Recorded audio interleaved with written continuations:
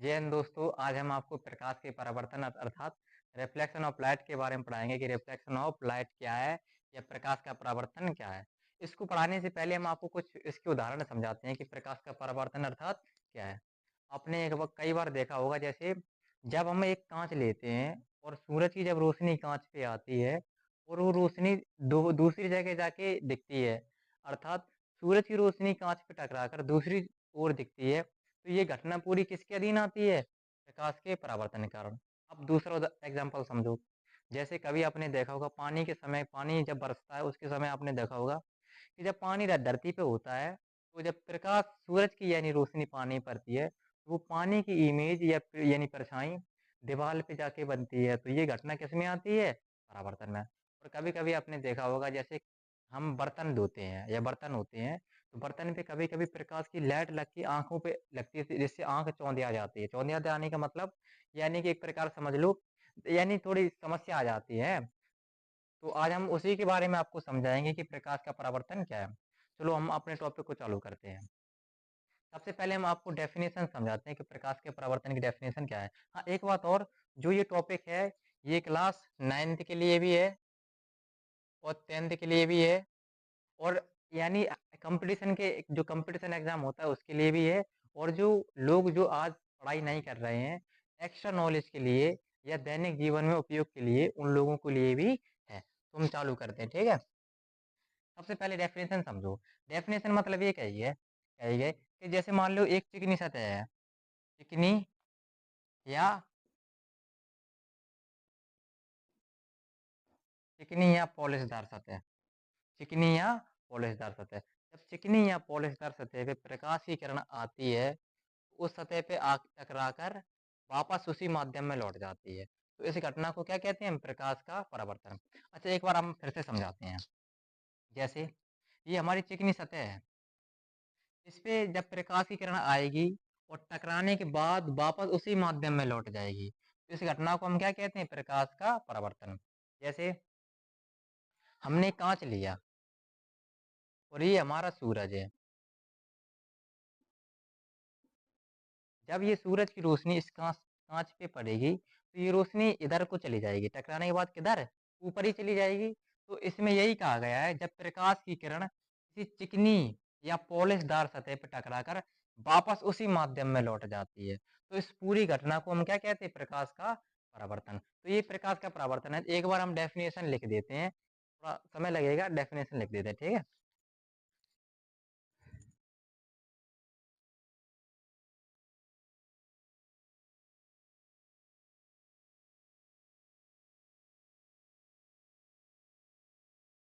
ये हम डेफिनेशन इसलिए लिख रहे हैं क्योंकि जो क्लास 10th के स्टूडेंट हैं, उनके जो बोर्ड एग्जाम होते हैं, उसमें ये पूछा जा सकता है। इसलिए हम एक बार डेफिनेशन लिख देते हैं।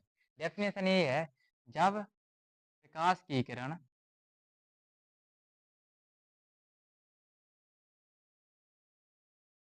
प्रकाश की किरण किसी चिकनी या पॉलिशदार सतह पर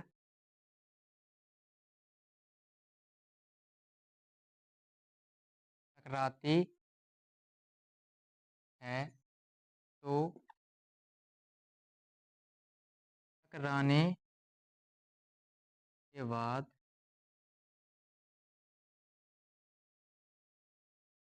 प्रकाश की किरण वापस उसी माध्यम में लौट जाती है। इस पूरी घटना को हम प्रकाश का परावर्तन कहते हैं। एक बात और, जो क्लास 10th के स्टूडेंट हैं, वो मेरी मानो तो एक बार जो फिजिक्स है उसको रटना नहीं है, चीज़ों को समझना है। जैसे ये परिभाषा है, अब ये कैसे याद करनी है? देखो ऐसे समझो, ऐसे याद करनी है। जैसे ये मान लो काँच है, मेरा क्या है? काँच। काँच एक चिकनी सतह है या पॉलिशदार सतह है। जो नीचे काँच के नीचे हम वो करते हैं ना, पॉलिश, तो जो पॉलिश की जाती है वो सिल्वर ब्रोमाइड की जाती है। किसकी? सिल्वर ब्रोमाइड की, जिसको हम कलाई कहते हैं। अब समझो, जब प्रकाश की किरण किसी चिकनी या पॉलिशदार सतह पर आके टकराकर वापस उसी माध्यम में लौट जाती है, इस पूरी घटना को हम क्या कहते हैं? प्रकाश का परावर्तन। अब इस डायग्राम से हम आपको समझाते हैं। ऐसे समझो, जैसे प्रकाश की किरण आई है, सतह पे टकराने के बाद वापस उसी माध्यम में लौट गई, तो ये पूरी घटना क्या हुई? प्रकाश का परावर्तन। इसमें कुछ पॉइंट दिए गए हैं, हम वो आपको समझाते हैं। जैसे जब प्रकाश की किरण मेरी आती है तो उस किरण को कहते हैं हम आपतित किरण, और टकरा जो जिस जगह टकराती है उस जगह का नाम है आपतन बिंदु। आपतन बिंदु। और टकराने के बाद वापस उसी माध्यम में लौट जाती है, उस किरण को कहते हैं परावर्तन किरण, परावर्तित किरण। आने वाली किरण को आपतित किरण और जाने वाली किरण को परावर्तित किरण। और बीच में एक रेखा, काल्पनिक रेखा होती है, ये रेखा होती नहीं है, हम अपने मन से मान लेते हैं कि जो रेखा बीच में मतलब दोनों किरणों को आपस यानी बराबर भागों में बांट देती है, उस रेखा का नाम है अवलंब। अवलंब क्या करती है? जो आने वाली किरण है और जो जाने वाली किरण है उसके बीच में हम काल्पनिक तौर मान लेते हैं कि ऐसी मतलब रेखा होगी जो इस किरण और इस किरण के बीच में बिल्कुल सटीक बीच में होगी, जो दोनों किरणों को आपस में बराबर भागों में बांटेगी। अब दूसरी बात समझिए, इसमें यह भी कहा गया है जो अवलंब है, जो आपतित किरण है, इसके बीच में एक कोण बना रहा है। क्या कोण? अच्छा, कोण हम आपको समझाते हैं कोण क्या होता है। कोण का यूज गणित में होता है। कोण का सिंबल ऐसे होता है कोण, ये सिंबल कोण का होता है, या हम ऐसे भी लिख सकते हैं कोण। ये कोण गणित में ज्यादातर यूज होता है, लेकिन फिजिक्स में इसका यूज है इसमें, इसलिए हम आपको समझाते हैं। इसमें ये कहा गया है, जब मेरी आपतित किरण आएगी और बस टकरा कर चली जाएगी, तो जो आते समय जो मेरा कोण बनेगा उस कोण का नाम है आपतन कोण, और जाते समय इस किरण के साथ जो मेरा कोण बनेगा उस कोण का नाम है परावर्तन कोण।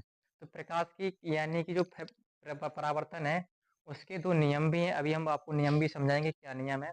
उस नियम से पहले हम आपको ये समझा दें, तो वो नियम आपको अच्छे से समझ में आ जाएगा। जब प्रकाश की किरण आती है, तो आने के साथ जब वो आपतन बिंदु से टकराती है तो वो एक एंगल बनाती है। उस एंगल का नाम क्या है? आई। जो आई है इसको ही हम क्या कहते हैं? आपतन कोण। जब जाती है तो एक कोण बनाती है, उस कोण का नाम क्या है? आर। और उस आर कोण को क्या कहते हैं हम? परावर्तन कोण। तो आने वाली किरण आपतित किरण और आने वाली किरण आपतित किरण कौन बनाएगी? आपतन कोण। जाने वाली किरण परावर्तित किरण कौन बनाएगी?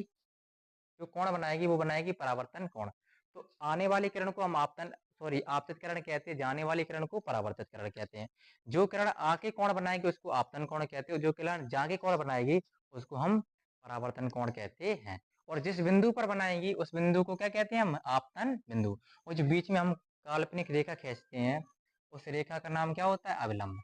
तो ये तो बेसिकली समझाया गया है प्रकाश के परावर्तन के बारे में। अब प्रकाश के परावर्तन के दो नियम है, वो हम आपको दो नियम समझाते हैं। पहला नियम ये है, जो मेरी किरण आ रही है और जो मेरी किरण जा रही है, जो आपस में आई और कोण आर बन रहे हैं, ये क्या बन रहे हैं? आर और कोण आई और कोण आर, जो इनके मान होंगे वो आपस में क्या होंगे? बराबर। जैसे हमने कहा ये मेरी सतह है, इस पे किरण आके और टकरा कर चली गई, और जो मेरे बीच में जो एक हमने काल्पनिक रेखा खींची उसका नाम क्या है? अवलंब। जो इधर साइड का कौन बनेगा? जैसे इधर साइड का मान लिया मेरा 30 अंश का बना, तो इधर साइड का भी कितना बनेगा? 30 अंश का। जैसे इधर मान लो 70 अंश का बना, तो इधर भी कितना बनेगा? 70 अंश का। जैसे इधर साइड हमने मान लिया 40 अंश का कोण बना, तो इधर साइड भी कितने अंश का बनेगा? 40 अंश का। तो पहला नियम मेरा ये कहता है। और जो दूसरा नियम वो कहता है, जो आने वाली किरण है और जो जाने वाली किरण है और जो बीच में जो अवलंब है, ये तीनों एक ही तल पे उपस्थित होते हैं। एक ही तल का मतलब समझिए। अभी हम 2 मिनट रुको, अभी हम आपको समझाते हैं एक ही तल का मतलब क्या होता है।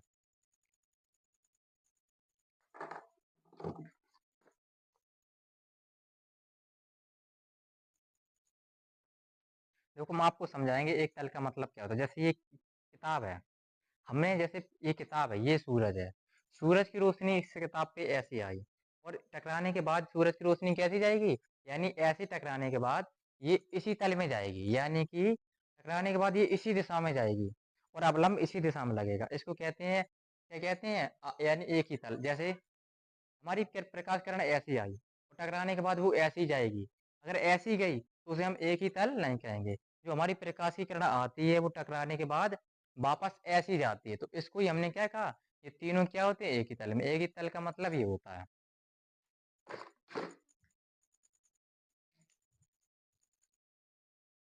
तो दूसरा मेरा नियम है, जो आपतित किरण है और जो परावर्तित किरण है और जो अवलंब है, तीनों एक ही बिंदु पर उपस्थित होते हैं।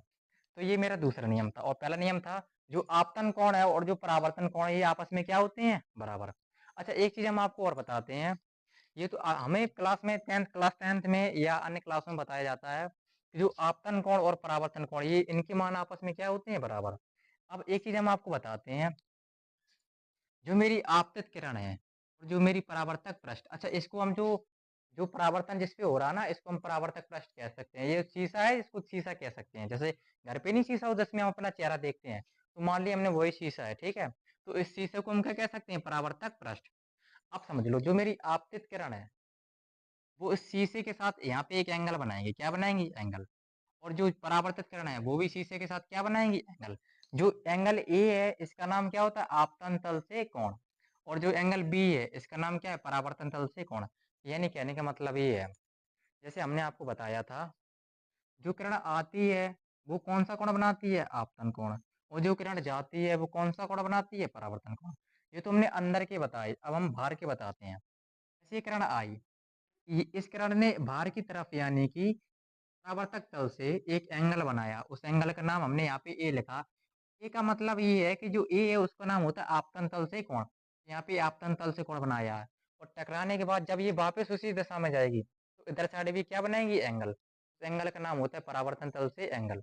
इसमें बताया गया है कि जो एंगल ए है वो एंगल बी के बराबर होगा। कहने का मतलब ये है, यदि मेरा एंगल 40 अंश का है, तो जो मेरा ये वाला एंगल, ये भी कितने अंश का होगा? एंगल बी, ये भी 40 अंश का होगा। अच्छा, एक हम आपसे क्वेश्चन पूछते हैं। जैसे हमने कहा, अगर मेरी आपतित किरण 40 अंश का कोण बनाती है, तो परावर्तित किरण कितने अंश का कोण बनाएगी? हमने कहा आपतित किरण है, कितने अंश का कोण बना रही है? 40 अंश का। तो परावर्तित किरण ये कितने अंश का कोण बनाएगी? 40 अंश का। ये तो हमने अंदर की बता दी। अब बाहर के हम आपसे पूछते हैं। जैसे हमने कहा, प्रकाश की किरण आपतन तल से 50 अंश का कोण बनाती है, तो वह किरण परावर्तन तल से कितने अंश का कोण बनाएगी? जब इधर 50 का बना रही है तो इधर भी कितने का बनाएगी? 50 का। अच्छा, एक चीज और पूछे हम, एक चीज और आपको बता दें हम, जो ये मेरा बीच में अवलंब है, जो ये अवलंब है, ये इधर 90 अंश का कोण बनाता है। कितने अंश का? 90। 90 अंश का मतलब है, समझ लो, हमने कहा ये सीधी रेखा है, इस पे भी हम अगर सीधी रेखा अगर ऐसी लगा दें, तो अब जो यहाँ पे कोण बनेगा, क्या ये दिख रहा है? तिरछा कोण, यानी कि चौकोर कोण। ये तो ये कोण हमेशा कितने अंश का बनता है? 90 अंश का। इधर साइड भी कितने अंश का बनेगा? 90 अंश का। ऐसे ही समझ लो, ये मेरी सीधी रेखा है, यानी सीधी रेखा का मतलब हम दर्पण, ये शीशा है वो सीधा है, उस पे जो किरण आई है उसका नाम क्या है? अवलंब। सॉरी, हमने जो काल्पनिक रेखा मानी है उसका नाम क्या है? अवलंब। अवलंब स्थल से यानी इस दर्पण से 90 अंश का कोण बना रहा है, और इधर भी कितने अंश का कोण बना रहा है? 90 अंश का। इधर भी 90 अंश का, इधर भी 90 अंश का। अब एक चीज समझिए, हमने कहा अगर इसको हम जो इधर साइड का ये इतना भाग है, इतना भाग, अगर हम इसको इधर साइड बनाए, तो एक बार हम बना रहे हैं, फिर हम आपको समझाते हैं।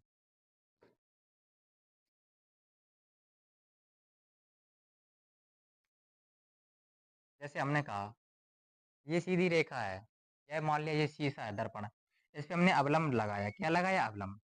तो इधर कितने अंश का कोण बनाएगी? 90 अंश का। अच्छा, एक बात सुनिए, ये मेरा टोटल 90 अंश का कोण है। हमने कहा एक किरण आ रही है, ऐसी प्रकाश किरण यहाँ पे आके ऐसे ही टकरा रही है। हमने कहा ये मेरा 60 अंश, सॉरी, ये मेरा मान लिया 60 अंश का कोण बना रही है। कितने अंश का? 60 अंश का। हमने आपसे पूछ लिया, तो बताओ ये कितने अंश का होगा? अच्छा, मेरी बात समझिए, ये मेरा यहाँ से यहाँ तक पूरा कितने अंश का है? 90 अंश का। और मेरा 60 अंश का बन गया, तो मेरे कितने अंश का बचा? 30 अंश का। तो ये मेरे कितने अंश का होगा? 30 अंश का। ऐसे ही यहाँ पे समझिए, हमने कहा आपतन तल से यदि कोई किरण 50 अंश का कोण बना रही है, तो वह परावर्तन कोण कितने का बनाएगी? हमने आपसे परावर्तन कोण पूछा है, परावर्तन तल से नहीं। जब मेरी आपतन तल से 50 अंश का कोण बन रहा है, तो परावर्तन तल अर्थात ये वाला मुझसे एंगल पूछा गया है। अच्छा, एक बात समझिए, जो ये वाला मेरा एंगल, ये इस वाले एंगल के बराबर है, और जो ये वाला एंगल 50 है, तो ये मेरा कितना होगा? 40। क्योंकि ये दोनों मिलके कितने बनाएंगे 90। जब ये मेरा 40 है, ये भी कितना होगा 40। तो जब कोई आपतन तल से कोण देके अगर परावर्तन कोण पूछे तो ये वाला मेथड लगाना, ठीक है। अब एक बात और, जो हमने आपको प्रकाश के परावर्तन के नियम बताए थे वो हम आपको एक बार लिखवा देते हैं, ठीक है। रूल नंबर फर्स्ट ये कहता है, यानी जो आपतित किरण और परावर्तित किरण और अवलंब है, ये तीनों की एक ही तल में उपस्थित होंगे। आपतित किरण,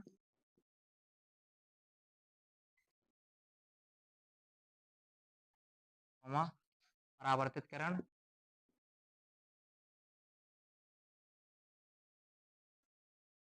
एवं